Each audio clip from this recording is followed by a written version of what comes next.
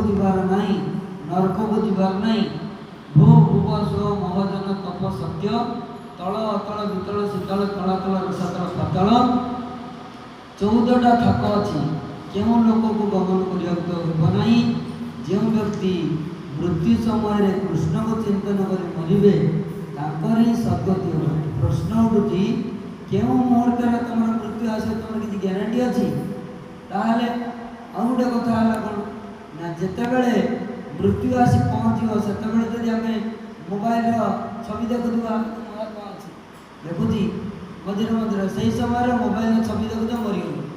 ताल तुम गछ जन्म हवा पड़ो जा रास्ता कटर गछ हम से बस ठिया के लोग तुम पाखे जी तुम सब देख तेना मोबाइल आसला के समय छवि देखुच गछ हो गले रास्ता कटर केते लोग मोटरसाइकेल लेके जाऊे तुम सब जगह देखिपार जो मैंने टीवी मोबाइल प्रति अत्यंत आसक्ति हे से गछ जन्म फाइनाली कौन रास्ता ही ना तेणु वस्तुत एवं गीतार 8 अध्याय 5 नंबर श्लोक अंतिम समय जो व्यक्ति कृष्णकर रूप को चिंतन कर मर से मनीषर सद्गति हो। आउ जिते फुटाणी मर मोर कोठा अच्छी गाड़ी अच्छी धड़ी अच्छी धन अच्छी संपत्ति अच्छी मोर 3-4टा पुओ अच्छा ये गुड़िक सांसारिक भौतिक वस्तु धन द्रव्य स्त्री पुत्र सुंदर स्त्री अच्छी ये गुड़िक तुम मृत्यु बेले किसी काम दब ना। तेणु ये आमर गुरुंकर जड़े शिष्य थे से शिष्य मुझे देखी से सब बेले गोटे डायरी आ गए डट पेन और गीता बही जपमाला गोटे डायरी मन है उठिकी गीता दिदाड़ी लिखे गीता पढ़े जप करेंगे। तेणु मुझे देखी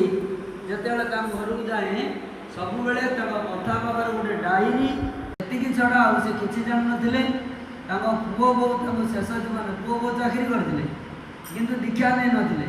से कहले तुम दीक्षा नहीं न मला बेले तुम मुह देखिले असुविधा पुओ बो पाक गले से निजे जो घर करते गाँव पुराणा घरे से घरे पड़ी पड़ी मरीगले किंतु दीक्षा न नहीं पुओ बो पाक गले नहीं सब बेले पाखे खंडे गीता बही डट पेन आ गए डायरी और जप बेल एतिकी मरिया पर्यटन पाखे था। तेणु तेणु पाखुर आम शिखिलु जे गीता ही परम शास्त्र गीता पढ़ीते हम लिखिते हम भगवान वाणी को लिखिते पड़ो स्मरण करते हम आम पाखर जदि कहीं बसी